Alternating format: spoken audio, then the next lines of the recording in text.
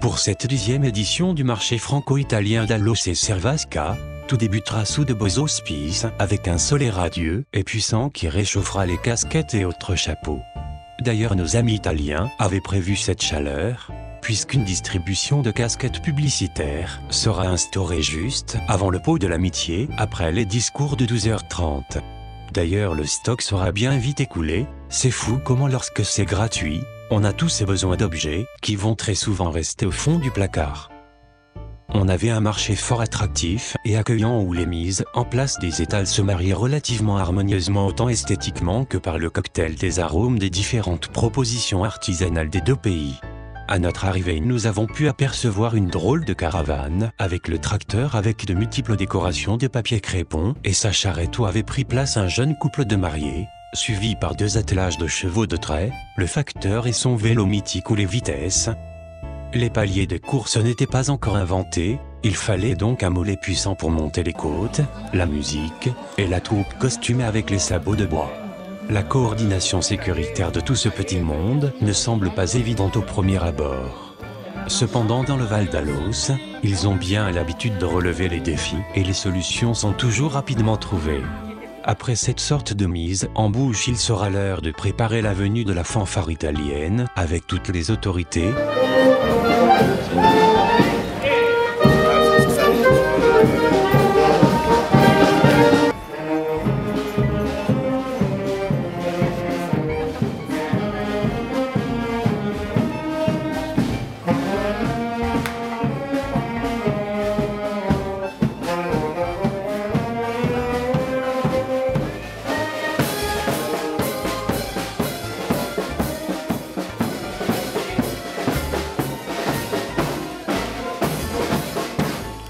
Les porte-drapeaux, pour le parcours du village, avec aussi l'accompagnement des ânes d'Émilie Perrault.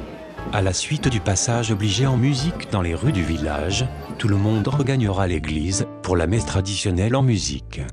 C'est toujours un moment important pour les comités religieux des paroisses françaises et italiennes avec cette célébration dans ce bel édifice qu'est l'église Notre-Dame de Valvert. La procession vers le village, avec ses centaines de mètres parcourus sous le son des instruments de la fanfare, est toujours un moment spécial et apprécié de tous. C'est vers 12h30 que tout le monde sera ramené devant la maison Girieux, pour les discours des autorités et les remerciements d'usage, avec le tant attendu verre de l'amitié. La petite place était comme chaque année comble, ils étaient nombreux à s'approcher du comptoir tenu par les membres du Val d'Allos Animation, qui avaient préparé avec application et sérieux cette collation festive. Première adjointe, fera les remerciements d'usage à tous ceux qui se sont investis dans cette journée, et ils sont nombreux et nombreuses à avoir participé à cette rencontre interpays. Michel Lantelme, le maire, poursuivra l'allocution en mettant l'accent sur les bonnes relations des deux communes et sur la dynamique qu'apporte cette fête pour le territoire du Haut-Verdon et celle du mois d'octobre à Cervasca. Les questions de crise ne seront pas évoquées ici, ce n'est pas le lieu, les journalistes s'en chargent quotidiennement nous a-t-il dit, mais le sujet aura été évoqué avec le maire de Cervasca.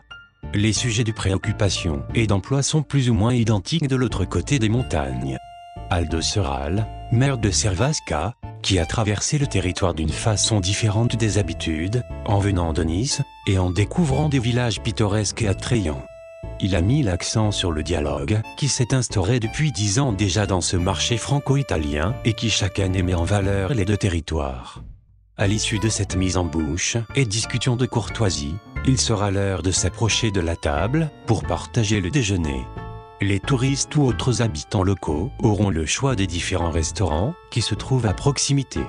Les bénévoles pouvaient, eux, se restaurer sous un chapiteau avec les mets fournis, comme en 2012, par la municipalité. Les autorités et la fanfare, quant à eux, regagnaient le restaurant du plan d'eau avec le funiculaire.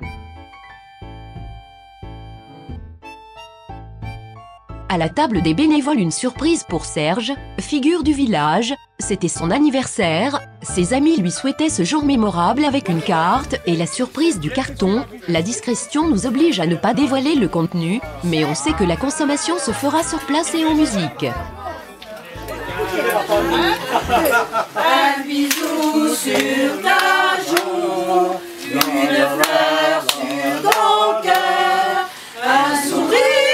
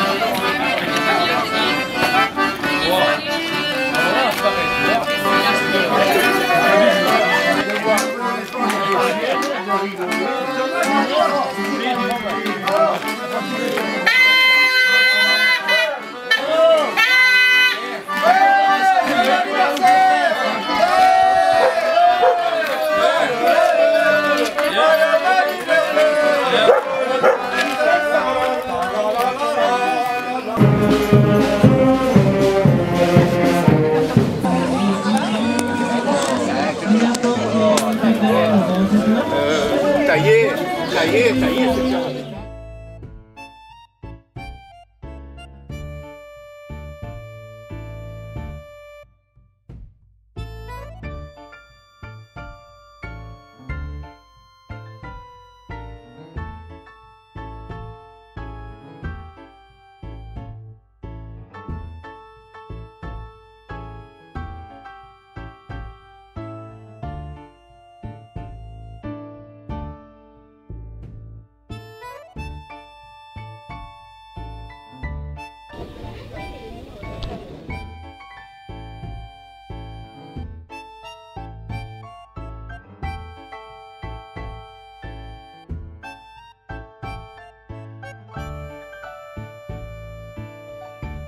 Macaron d'Alos.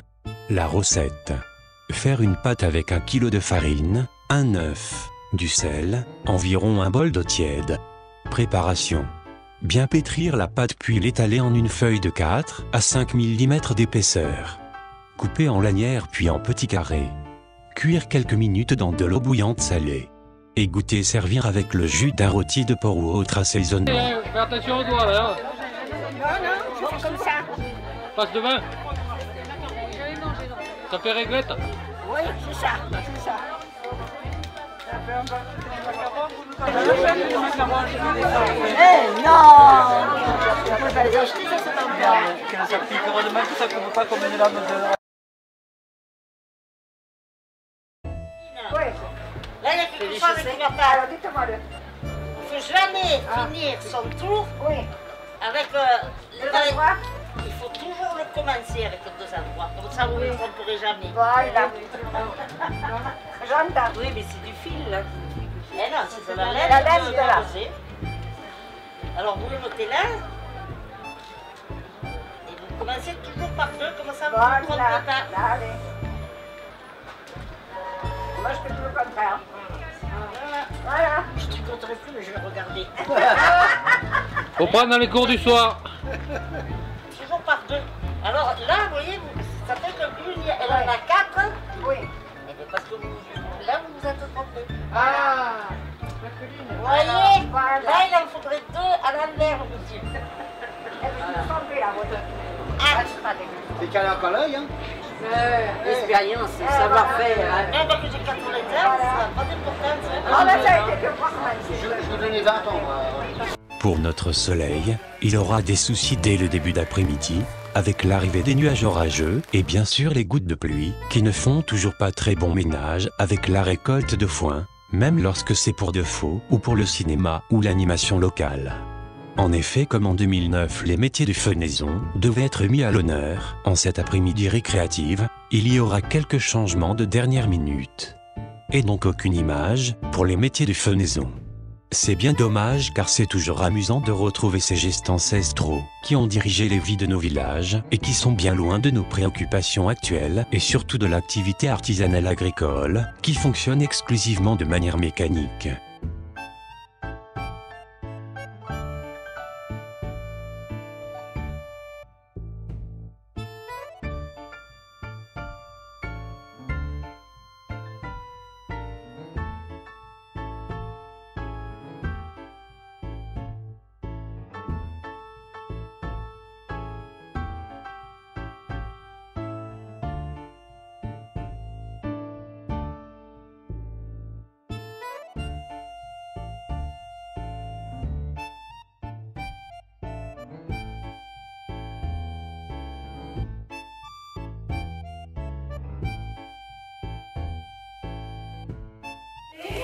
Dans lequel on place le foyer.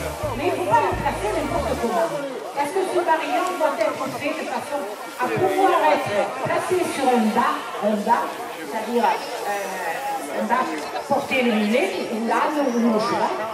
Et il faut qu'il soit vraiment bien fait. Alors, vous allez voir comment il s'étend. Ces barillons-là, c'est de la ficelle, de la corde.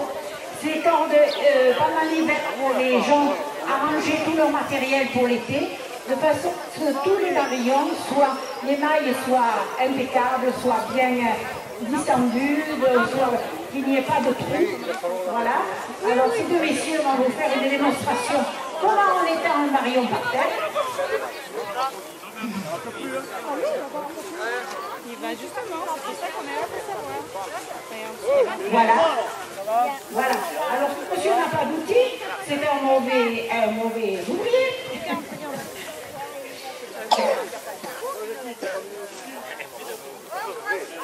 Ça fait là,